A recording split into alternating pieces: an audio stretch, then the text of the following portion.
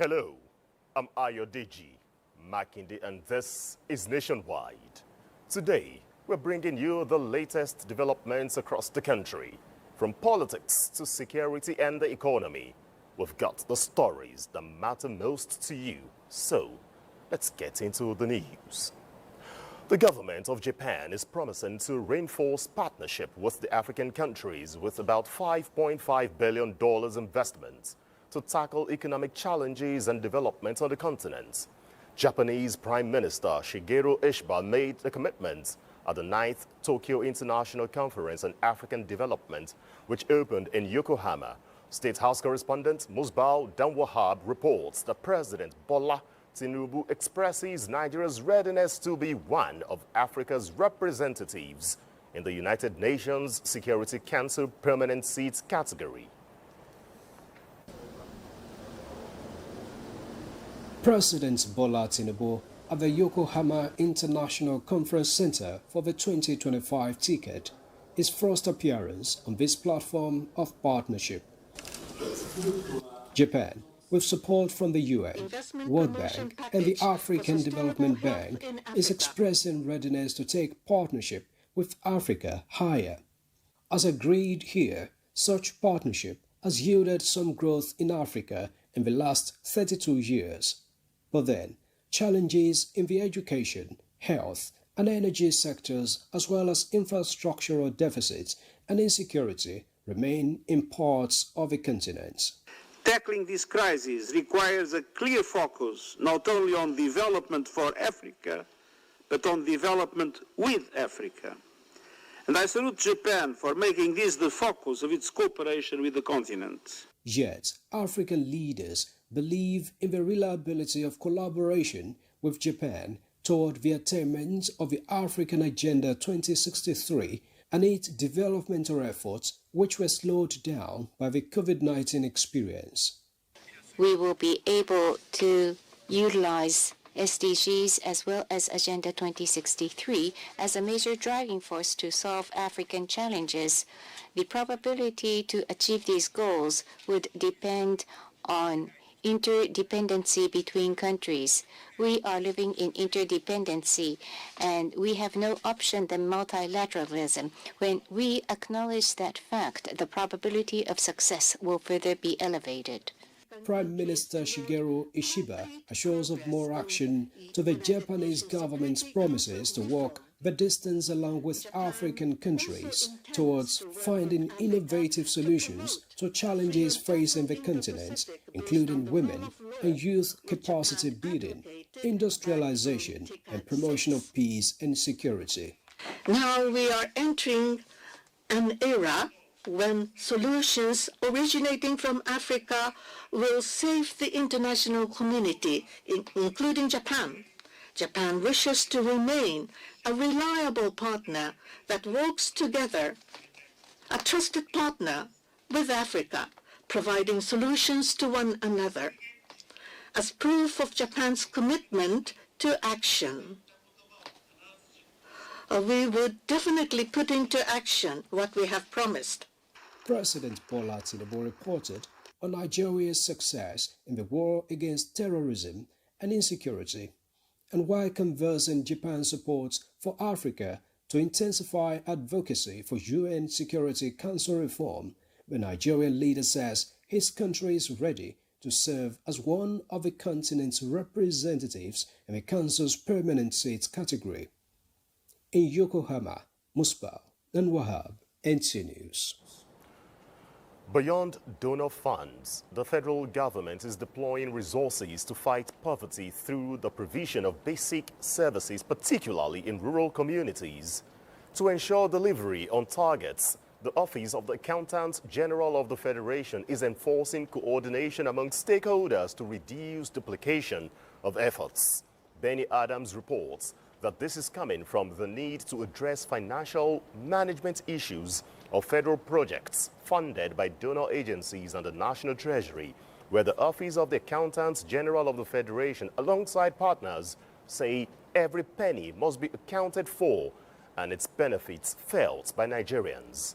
Various facets that these projects are seeking to address. Every project we have currently ongoing about 50 projects. Each of those projects is addressing a particular area, from agriculture to education to healthcare, name it. Every aspect, is addressed. And there are specific projects with project objectives, So if you do not handle the financial aspect very well, then you may have failures here and there.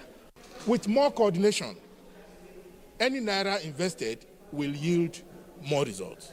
So I think the emphasis is on more coordination. Yes, donor funds are now depleting, but we are very hopeful. But the National Assembly will step up and appropriate using national resources to provide for alleviating poverty at the grassroots level. More than 50 ongoing projects are being supervised by the Office of the Accountant General of the Federation, while the World Bank portfolio in Nigeria alone is worth $18.2 billion.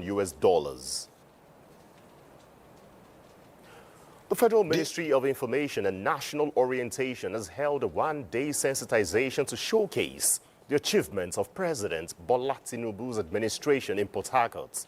Emmanuel Lene reports that the mid-term report provided an opportunity to appraise the benefits of the programs in the region and how to key into it. The administration of President Bola Tinubu over the last 2 years has been making frantic efforts to addressing the challenges facing the country.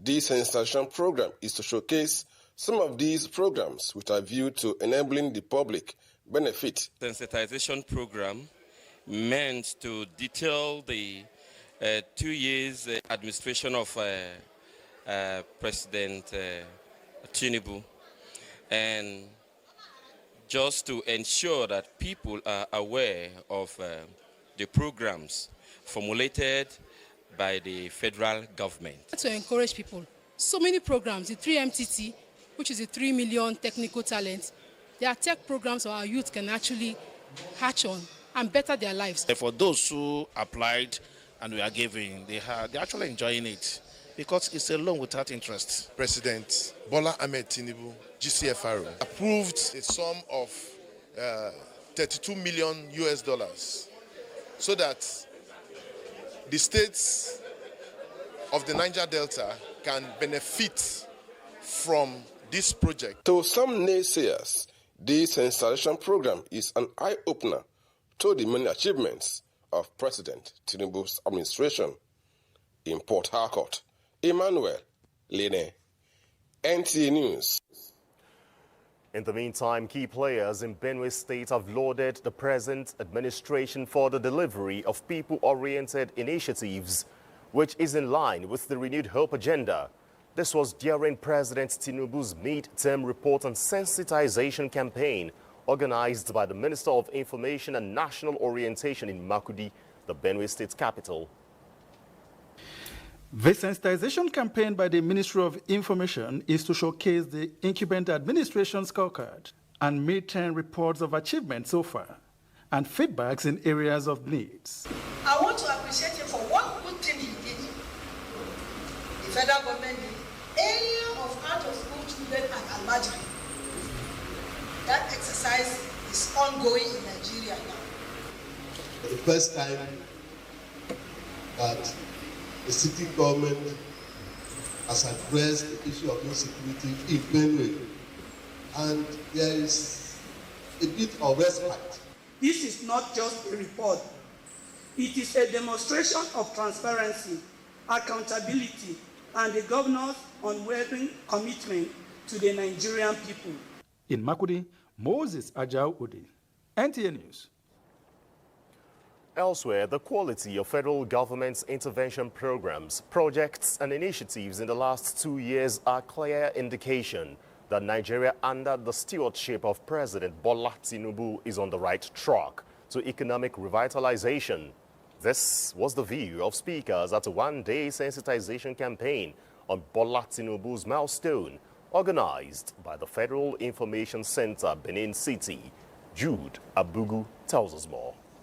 Nelson The Presidential CNG Initiative, NDDC Youth Internship Scheme, and Nigeria Consumer Credit Scheme are some interventions of the present administration.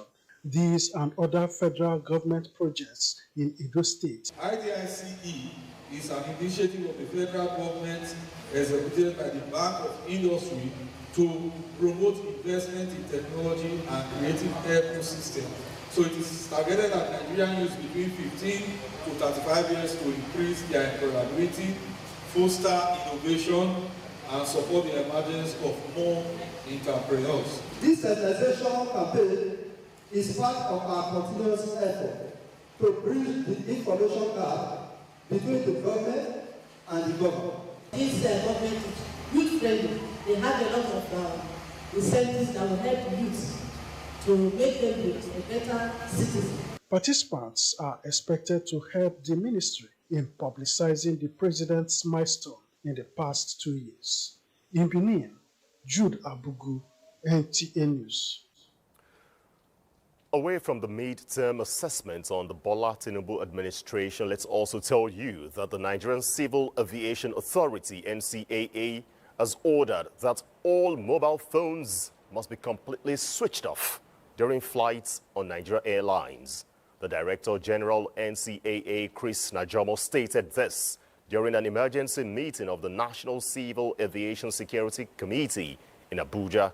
Correspondent Aliyu Kabir reports. At an emergency stakeholders meeting in Abuja, NCAA Director General Captain Chris Najomo announced that the era of airplane mode is over. All devices must now be completely switched off, particularly during takeoff and landing. He warned that deliberate sabotage, protocol breaches, and unruly passenger behavior remain serious threats to aviation security. Today's engagement is therefore going to address different aspects of the ecosystem: the regulator, airline security, airspace security, airport security, and of course, the traveling public, who do not only have rights, but have responsibilities. The NCAA boss disclosed that mock security response exercise will soon be conducted in Lagos and Abuja to test preparedness, while security personnel and law enforcement will undergo training with stricter enforcement measures. NCAA Director of Consumer Protection and Public Affairs, Michael Achimugu, emphasized the need for airport security to step up enforcement. But contrary to media reports in these cases, unruly passenger behavior is not on the rise in Nigeria. Unruly passenger behavior has always been with us, not just in Nigeria. It's a global phenomenon as well. The only reason perhaps why this has happened in this way is because opportunity has met with the moment. Stakeholders from airline operators, critical security agencies, Federal Airport Authority of Nigeria (FAN), Nigerian Airspace Management Agency (NAMA), and National Assembly members reaffirmed their commitment to strengthening efforts towards ensuring safe and secure air travel in Nigeria. In Abuja, Aliyu Kabir, NTA News. The federal government is making strategic move to empower the National Directorate of Employment, NDE, with the tools and support required to spearhead its mandate of creating millions of jobs for unemployed and unskilled in the country. The Minister of Labour and Employment, Muhammad Maigari Dingyadi, stated this during an inspection of ongoing work at the new NDE headquarters in Abuja, which is expected to be completed by the end of the year. Joseph Otsen reports. An edifice designed to accommodate huge responsibility. That's bridging the unemployment gap in Nigeria. The 7-floor story building was awarded in 2023. Now the two ministers of Labour are here to assess the progress made so far, with completion in sight and strong desire to move NDE headquarters to its befitting home. 3 out of the 7 floors are completed and ready for use. So I am satisfied with what I have seen, and so far so good. I do hope that the NDE will try to move in as quickly as possible. At least you had 90% of all your equipment as far back as last 2 years, and then it has taken 2 years to put this in place. I know that their problem is paucity of funds, and I know that we're going to work hard to plead with the authorities that funds shall be released. There are a lot of structural adjustments to the edifice, but certainly it will take the entire staff of NDE. All the staff that we have in the headquarters will be adequately accommodated here. We will have enough to support our ministry, especially the two ministers. NDE has been operating on a rented apartment for over 30 years. The management says occupation of the 3 completed floors will commence by next week, while construction of others continue. In Abuja, Joseph Hudson, NTA News. Nigeria's national broadcaster and Africa's largest television network, the NTA, is positioning to create deep connections with viewers and audiences around the world. It is currently undergoing critical facility upgrade with a target to improve content quality, news and programs impact, as well as expand its reach and reliability. Correspondent Namdi Odipo tells us more. These days, television is all about integrated feeds, real-time data and advanced technology, all morphing to evolve quality content that meets audiences' expectations.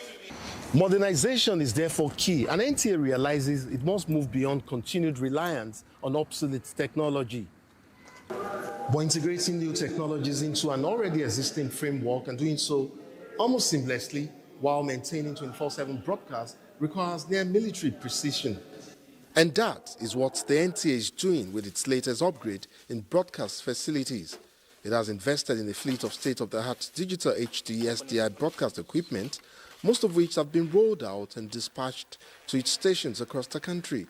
And what we see now are transformations of dim analog control rooms and studios into vibrant, fully digitized production hubs. In many cases, brand new iPad digital transmitters were acquired and dispatched to some state stations in a bid to push NTA's signal further and clearer than ever before. This equipment that we receive are highly definition equipment that have improved the quality of our signal, and it's an investment worthwhile. And for sure, the quality of what that will be coming out of our studios now will really be greater, brighter, crisp picture to our viewers at home. The target is not only to replace crumbling equipment, but to upgrade to modern, energy-efficient digital units. Already, early signs from NTA's zonal centers are promising. The quality of the signals and broadcasts from the zones that have been upgraded are turning viewers accustomed to the old NTA. And to guarantee broadcasts stay on air, come rain or shine, grid or no grid, massive solar power plants like the 60 kVA systems in Enugu have been set up to ensure power reliability. With that, we have tackled the issue of power outage. We received 3 JVC cameras. We received 2 55-inch monitors, tripods, an editing system that is called Think Station, LED lights, vision and audio mixers, and other accessories that are very, very useful. The equipment will no doubt enhance our output, our productions, and give us more leverage. So far, nearly 5 billion naira worth of investment have gone into this round of upgrade, and for NTA as the national broadcaster, that speaks to deeper issues beyond just ratings. For NTA, the imperatives are clear. To survive the times and competitive arena of media convergence, it must continue to balance its monumental legacy with an uncompromising digital future. In Abuja, Namdi Odipo, NTA News. Now, what many refer as wastes, others see as wealth. In Osun State, that idea, well, is gaining momentum as a special training brings young people together to explore how plastic solutions can be turned into opportunities through a circular economy and waste-to-wealth initiative. Correspondent Kayode Oladoshu gives us more insight. With over 70% of Nigeria's waste, especially plastic bottles, being mismanaged, the resulting pollution contributes to soil degradation, water contamination, and air pollution. Osun State government is changing the narrative through a practical training on circular economy and waste-to-wealth management for youths and women in the state. There is no more waste unless we waste it. So it is a way of taking back as a resource for companies who are in need of it. As long as the government is coming up with climate change actions with respect to mitigation and adaptation, it is a form of intervention on the part of government to make sure that we have a livable society. During the theoretical aspect of the training, participants applauded the state government for its efforts towards job creation through waste management. I see it as actually an avenue for me to intensify effort and continue to do something around circular economy and recycling. It is the government that gave us this land where we are operating, so it is also the government that gave us the enabling environment. With these initiatives on circular economy and waste to wealth, it is hoped to reduce plastic waste pollution and generate employment opportunities for the youths and women in Osun State. Kayode Oladoshu, NTA News. All right.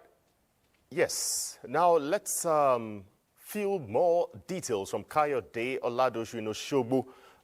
Will be telling us on how this initiative tie closely into the broader climate action and environmental goals in Osun State. Thank you, Ayodeji.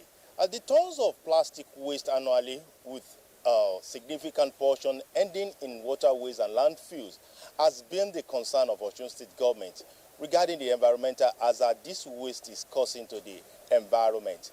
I have here with me a waste and renewable energy expert, Professor Chinwe Obeaku, to talk more on waste to wealth initiative by Osun State government. Madam, how realistic is this project? The waste to wealth initiative is three-pronged. It has a three-pronged goal: economics, health, and the environment. What does that mean? We want people to make money whilst keeping the environment clean of pollutants and also increasing life expectancy. The goal is for people to sort and earn. Get to draft families into it, and the youth, women, the most vulnerable population, and to make it sustainable in form of in a way to enable us to eradicate pollutants and improve life expectancy. How realistic is this project? It is realistic because it is driven by people at the grassroots. We are locking in neighborhoods. We are creating MROs who would serve as middlemen. People from to uptake, and then the plastics they have picked will end up with recyclers. So it is quite realistic to the extent that it is being managed by communities and people at the grassroots, the most vulnerable, and to the extent that those are the people who are not actually left out. Thank you very much. Ayodeji will agree with me that Osun State is stepping in its game in order for our environment to have plastic free of pollution. I am handing over to you for more of Nationwide. Thank you so much for that update. It's really interesting to know that many people are now keying into the Waste to Wealth initiative to create more opportunities. From Osogbo, let's go over to our Lagos Network Center, where Awal will give us the latest news from the Center of Excellence.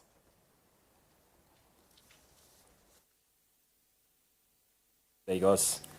The Investment and Securities Act enacted in March this year has been described as a significant milestone in repositioning the nation's capital market to align with global best practices.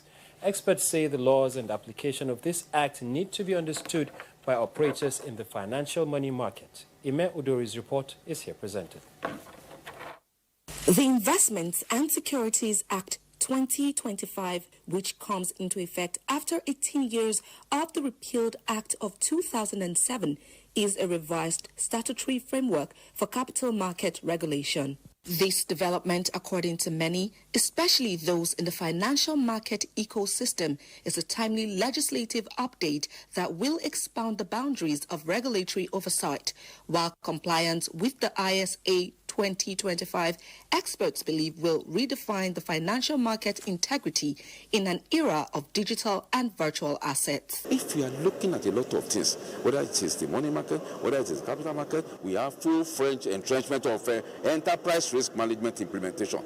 The society will be better from the financial world. Strengthening and protecting investors' interest, transparency, disclosure, and enforcement is also important. For the EFCC, these reforms are not abstract. They give us a clearer, stronger basis to investigate, prevent, and prosecute market-related financial crimes, from insider trading and market manipulation to cross-border fraud and illicit fund flows. The infiltration of illicit funds, particularly proceeds from drug trafficking, into legitimate business is one of the most under-recognized risks facing corporate Nigeria today. Key players in the sector say it is a call to action to ensure that opportunities of the ISA reset standards, manage risks, and build investors' trust in the system for sustainable growth. From finance, we shift attention to aviation. Safety is a major priority in the aviation industry. Air safety ranges from flight crew training, aircraft maintenance, pre-flight safety checks to air traffic control, among others. In this report, Hingino John Adams takes a look at aviation standards, safety procedures, and the role of relevant authorities in managing crisis. Observing aviation standard safety procedures promotes a country's global reputation and passenger confidence, which has direct impact on economic growth. Pre-flight checks, in-flight safety, passenger safety briefings, among others, are crucial for establishing and maintaining high level of safety. Phones emit radio frequencies, and they emit electromagnetic interference, and those could interfere with the communication systems of the plane. Recently, the cases between some individuals and airlines dominated Nigeria's discourse space with various opinions, most of which are pointing towards safety. Professionalism must never be compromised, no matter what, and no matter who is involved. If you consider what is at stake, lives of people, the aircraft, I would want to say that decisiveness cannot be compromised. Industry experts are advocating adherence to safety rules by passengers, cabin crew members, and other concerned staff. When a passenger refuses to obey those rules, if it's before takeoff, the pilot is expected to call in security after they have used all powers of persuasion to calm the passenger. The passenger has to be deboarded, escorted off the plane. Experts believe as airline operators work towards achieving safer skies, they should prioritize regulatory requirements as well as fundamental operations. In Lagos, Hingino John Adams, NTA News. Those are the reports from Lagos. Nationwide continues in Jos after the break. Do stay. Lovely meals you can cook with these.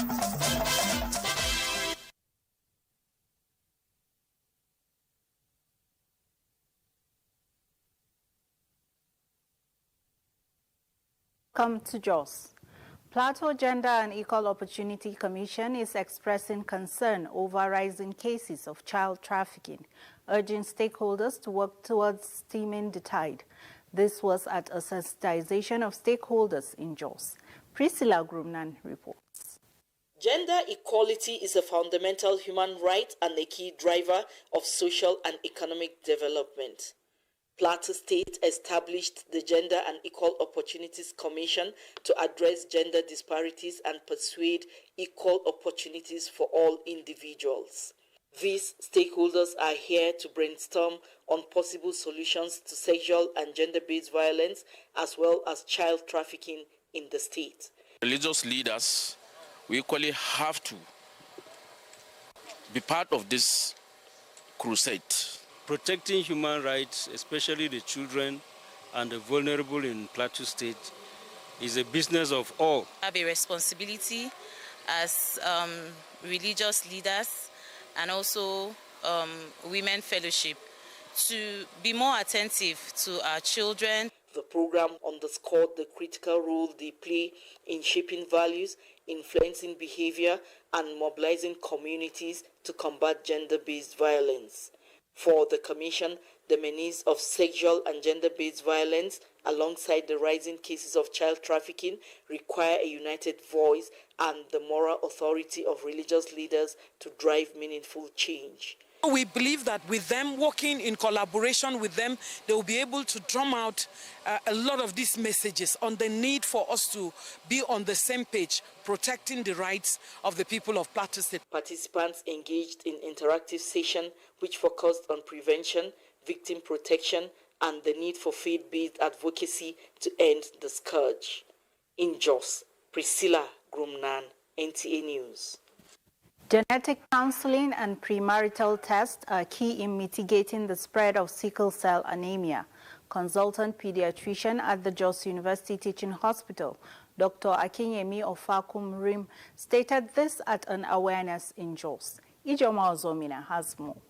With focus on preventive measures, early diagnosis, and the need to eliminate stigma associated with sickle cell disorder, the event brought together key stakeholders, including community leaders, religious heads, youth representatives, and women leaders. When we get back home, we are going to sensitize our people at home and tell them the real problems that really cause the sickle cell anemia, as it has been discussed. Definitely started orienting, calling groups of the youth, enlightening them about the dangers of sickle cell disease. Guest speaker emphasized the importance of genetic counseling and premarital tests to mitigate the spread of sickle cell anemia. He stressed that awareness remains the most effective tool in combating the disease. And the main aim is for us to be able to reduce the burden, that's the incidence, the occurrence of sickle cell disease.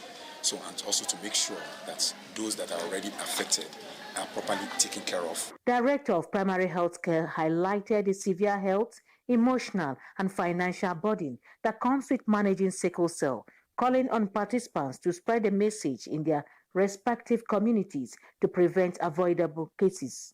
Doing this, if we can chip in educating our young ones, I think it will go a long way. Participants expressed appreciation to youth for the initiative, pledging to step down knowledge gained in their respective localities. In Jos, Ijoma Ozemena, NTA News. That is our contribution from Jos. It's back to Ayodeji for the continuation of Nationwide in Abuja. Thank you for your contributions.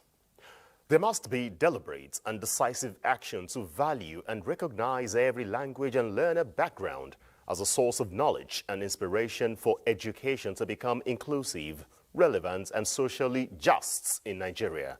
This is coming from an educationist and a professor of linguistics of Faculty of Arts, National Open University of Nigeria, Christian Iyetunde Ofoluwe, speaking on reclaiming marginalized voices, intersections of diversity and educational spaces at the university's 35th inaugural lecture. Professor Ofoluwe asserted that no language is less important than the other. She said the dominance of English language is informal education weakens many indigenous languages in the country, and to shape and transmit knowledge, preserve identity, and foster inclusiveness in the communities. As institutions, networks, communities to shed colonial mindsets and to advance a new era of reclaiming our own voices and narratives. Only then will our languages, our learners, our educators, our educational systems take their rightful place at the center of Nigeria's story of equity, dignity, and progress. You say all languages, then they equal. But you can't say some language, if you're not careful, then we'll go into extinction. Say language, now they tell us who we are. Say until the lions begin write their own story, the story where the hunter they write, it correct. The lecturer believes that educational spaces provide the arena where barriers and opportunities are most visible.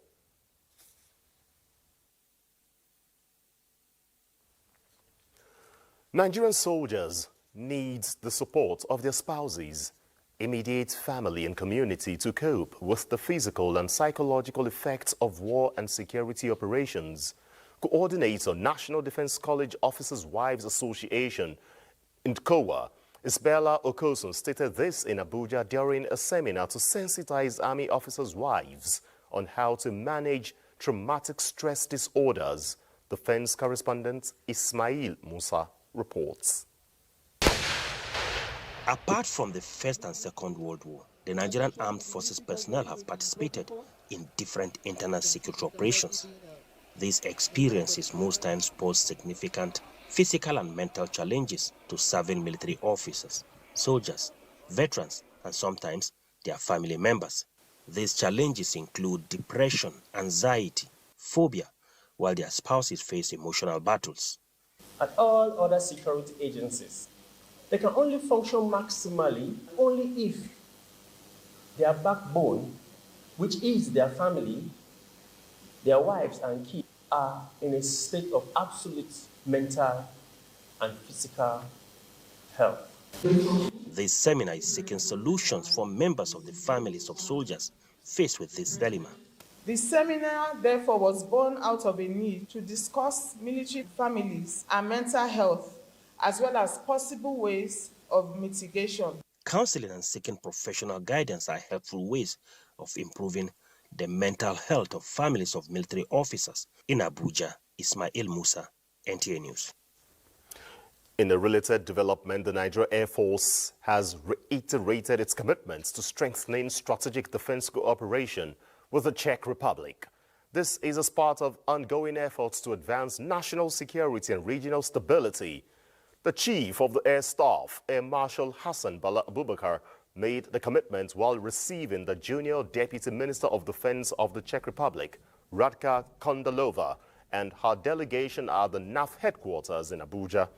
A statement by the Director of Public Relations and Information, Air Commodore Ehimen Edojame, indicates that the visit was a fallout of the long-standing friendship between both nations and their shared commitments to peace, stability and advancement of aerospace and defense capabilities.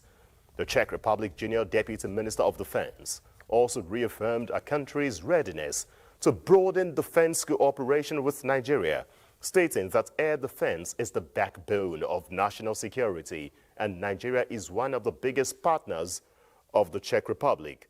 Looking to the future, both parties identified key areas of collaboration, including logistics and sustaining support for the NAF fleet overall, acquisition of Mi-series helicopters, capacity building for aircraft technicians, as well as advancements in aerospace engineering.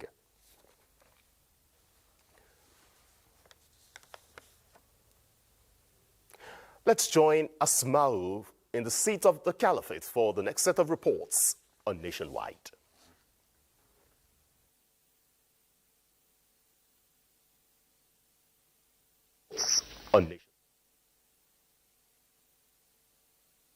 Ayodeji, a warm welcome to Sokoto on Nationwide.